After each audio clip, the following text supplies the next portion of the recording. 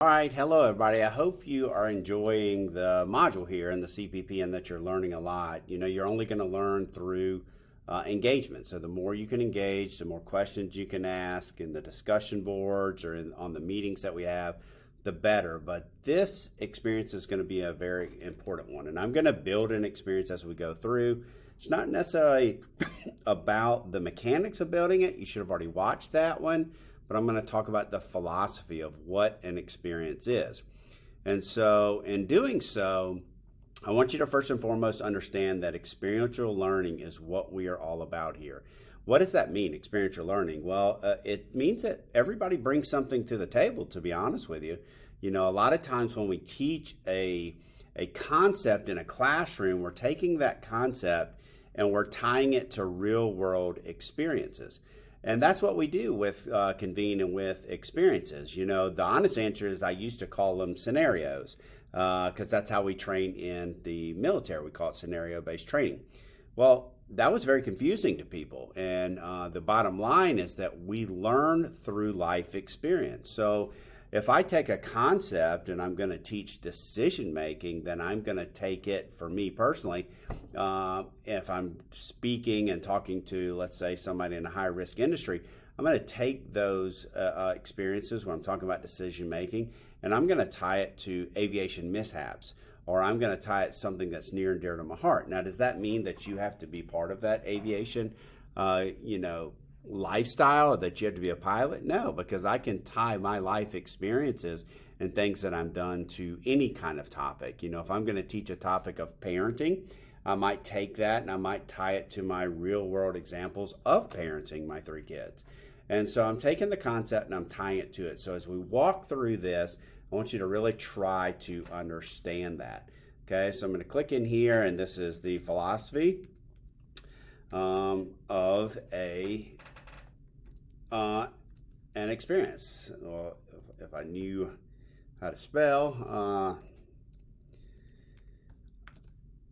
of an experience. Okay, here's what I want to talk about with this. You want to name your experience or the title of your experience something that is relatable. So if I came to you now after taking this and I could say, hey, did you take the philosophy of an experience? You would say, oh yeah, I took that one. So you would know what I'm talking about. And so that becomes very important. Now, so think about that when you're naming your experience. If I said inside of the parenting community of you taking I am from, people know what I am from. It's the most taken experience within the platform. So I'm going to put here a category. So community leaders get to name their categories for the experiences. Now, why is that important? That becomes searchable. So if somebody wants to search an experience about communities, all the ones that are categorized as that will pop up. Now, this is a public experience. So remember, you have public and private experiences. Private experiences fall within a group. Hopefully you've watched the importance of a public experience and how we create those out in the community, and then they are able to be shared inside of that. And I'll talk about that a little bit more. So just for the purpose of this, I'm going to copy it and I'm going to paste this here as the description. The description actually should be a few sentences. You want to write just a short description. You don't need to make it too long, but you want to be able to say, this is what this experience is about. Again, they are searchable. So I'm going to create the experience. Now, everybody knows by this point that you have to have a picture. Why do we have to have a picture? Because it's visible, pleasing. We want to put things in there that make sure that everybody can recognize it and that the site has some formality. So you're looking for a image. I use Canva. We use Canva. And the Canva is 300 by 300. So not much more about that. You just want to, the philosophy is just make it so people recognize it. And then again, crop it at 300 by 300. You see that right here, it's 500 by 500, but the system will make it 300 by 300 inside of there. Now, this is where we're going to start getting inside of the philosophy of experiences a little bit more. So you can see that on the left side, you can select your custom layout. And on the right side, what we did is we went ahead and created some. For example, if I'm trying to sell a digital course, it's going to take the things that we feel are important to a digital course and put them in there. However, I spend most of my time over here because I can come in and I can say, hey, I want to put this in here. I want to put this in here. I want to put this in here. Now, I'm going to talk about a couple of these on this particular page without really jumping in to them inside of the video. When I'm talking philosophy, I'm going to focus on the main things for the philosophy here. But these are kind of self-explanatory. Pre-test, post-test. You want to actually test the knowledge of before they take the experience and the knowledge after they take their experience, after they take the experience. Now, this is actually very important in measuring and gathering data if you're a teacher or you're somebody who wants to see if your people are understanding the content that you're putting out there. You know, in this case, pre-test, post-test, if you go into the way the philosophy and how Convene is set up, you'll understand that once you watch this video. You'll see that it is built off adult learning theory, and I'm going to talk about that as we go through this. But adult learning theory is basically taking somebody from a basic understanding to a correlated understanding. For correlation, meaning they understand the why and the how, and you take them through that process. Well, that is how Convene is built. It's built off adult learning theory. I'll teach other classes on that, and I can answer questions on that. But it really takes it and drives them through. So you could take somebody in a pre-test to see if they're understanding or where their level of learning is. And then if you do your job by walking people through the experiences, you'll see that when they take that post-test, it's really strong and they should get a good grade if you've done your job. And the last is surveys. Surveys, you're gathering data. So we're going to go in here. We're just going to go presentation, questions, lesson learned, and discussion board. So we're going to select those and talk about each of these a little bit more in depth. All right, this page is very pretty self-explanatory as well, but I want to touch on it, give you some ideas behind it. Anonymously. We give the ability for people to write experiences anonymously. Now, why do I want to talk about this? Because this becomes very important depending on what community that you are in. We have had people write experiences about their battles with depression, anxiety, alcoholism, some very touchy subjects. So as a community leader or as a group leader, because they can do the same thing in your group, you want to teach people how to write experiences. This is a collaborative community. We want people to feel involved. So if you give people that ability to write an experience, if you're a community leader, it will get submitted to you for approval. If you are a group leader, it'll get submitted to you for approval as well. Now, as we grow, you're growing your library of content. So this, again, very important. But sometimes we have sensitive topics like alcoholism or like anxiety, depression, where people don't want to go and put themselves out there. So we give them the ability to write it as themselves or write it anonymously. Think about the power of that. Now, remember, it's going to get submitted for approval, so you're going to be able to check and see if it is appropriate, if you are the community leader, or community admin, or group leader, or group admin. So there's the checks and balances in there that we're giving people the ability to be a part of it, but it's up to you as somebody who owns a community or owns a group to encourage and teach your people how to be a part of it. Now, think about that. You're giving people the chance to be comfortable and not really put themselves out there, but you're also giving them a chance to be a part of growing the content inside of wherever you are and whatever your topic might be. Now, let's talk about co-authors. When would I use a co-author? Well, if I write an experience or I interview somebody, I might use a co-author. An interview is a great example. If I'm a blogger, right? If I'm a blogger or if I am a podcaster, let's say, and I interview you on my podcast, I'm going to invite you to come in and be part of my community, that Convene community, and then I'm going to make you a co-author. Because if I have you on my podcast, you're the star of the show. Well, guess what? My audience is probably going to want to ask you questions. So I'm going to ask you to come in. I'm going to ask you to be a part of this experience and tell you that you're going to be a co-author and talk to you about turning on your notifications, because once somebody responds to that, you're going to get notified too. Well, they might be asking me a question because I'm the overall author and the owner of the community. However, Maybe not. Maybe they're asking you because you're the highlight and the special guest. And so that is important to have you in there and be a co-author. Now, if you're talking about business building in the future, maybe if I have you as part of my experience and you start seeing how Convene works, maybe I've already signed up on you. You never know what I might do. I might create my own group, my own content, and that is a referral for you. Completion certificates. You can do completion certificates. This becomes important in modules. I'm going to talk about that later, but again, it's very good. You can assign due dates. Now, just remember, that's kind of arbitrary. We want people to continue to do the content, but if you have to assign a due date, then you can do that as well. All right, let's submit the option. I'm going to keep them how I have them. Then it's going to take me to this page.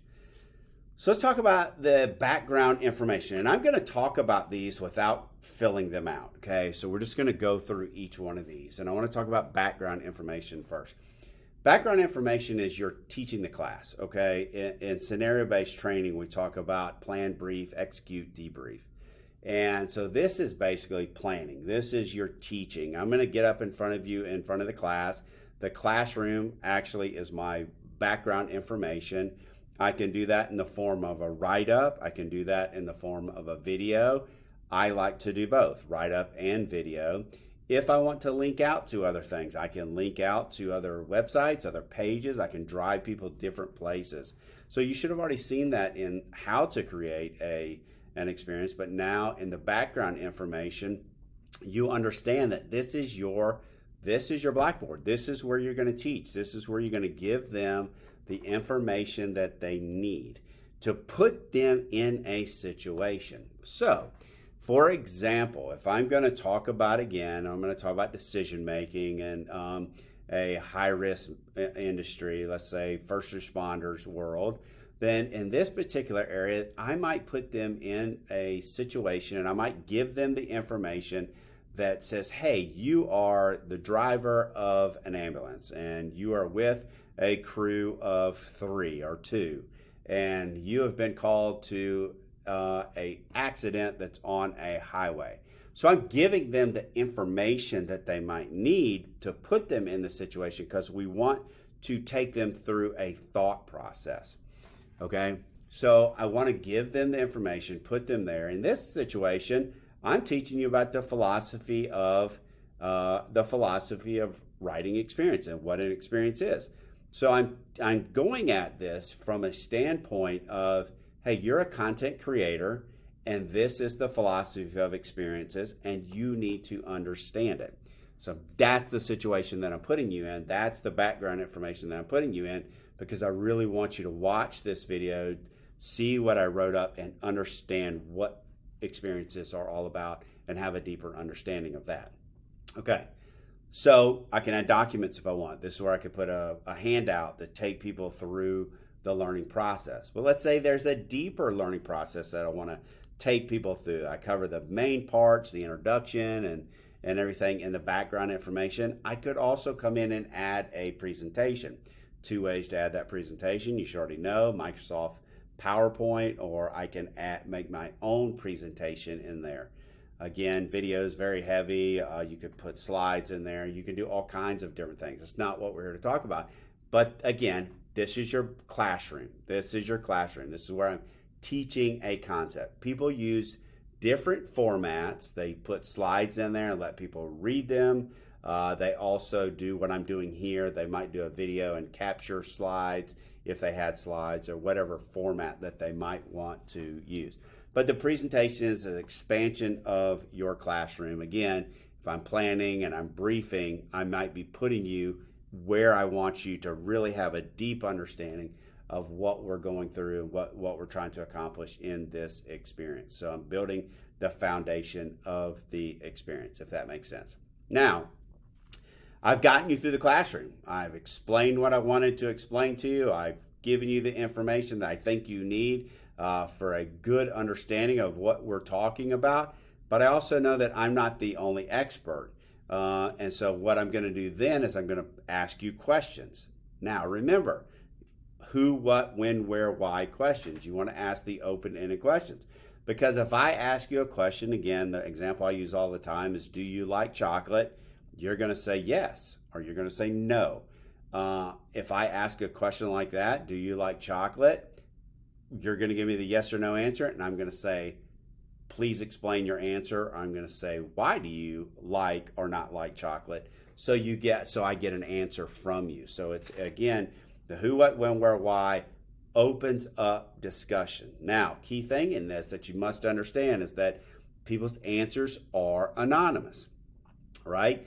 So that becomes very important because people get so much more open and honest. A great example of that is Josh Griffith's Thrivecast that he does on Thursday nights, and people come in and they go through the Thrivecast and they listen, and then he takes the Thrivecast, that video, and then he ends up posting it within a day or two of the Thrivecast. And when he posts it, people can go in and answer questions about the Thrivecast. And you get some open, honest answers that people would not have talked about on the after show because they feel comfortable that they can go in there and answer the questions and not be judged, okay? So people start answering. Now, I want you to think about this. The next step in an experience is that the people that have taken the experience get to see what the others have answered. All right, I encourage you to go watch I Am From because you'll see these students that go in and answer I Am From inside of the Uniquely You community. They go in and they answer the questions, and they're answering open and honestly, but then you see that they go back and read each other's answers, and that's why we have the ability to put grade it 5 stars. Because you'll have some good answers. You'll have some answers where people don't put the right answer. They might just put letters or something in there. Well, you want to get rid of those. So that's why in the rating system, you put, 1 star. In good answers, you put 5 stars or however you want to rate them in the long run. So then the cream rises to the top, okay? But here's the deal. In the learning process, as people go through and they read those answers, it's getting reinforced in their brain. So this is where we miss it in regular school. We don't do this in regular school, and it becomes very important when you talk about adult learning theory and how we learn. I've gone from the background information, maybe to a presentation. Now I have questions, but now I'm reading other people's answers.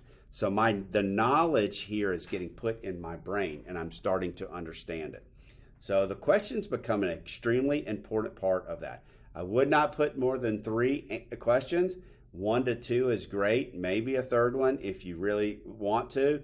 Once you get past that many questions, people's attention drops off, and they're not going to put good answers, and nobody's going to want to go read the answers later on as well. So 1 to 3, 1 to 2 is actually preferable, I think, in my mind. Wow, let's talk about the lesson learned. The lesson learned is your chance as the teacher. This is your review. This is your debrief.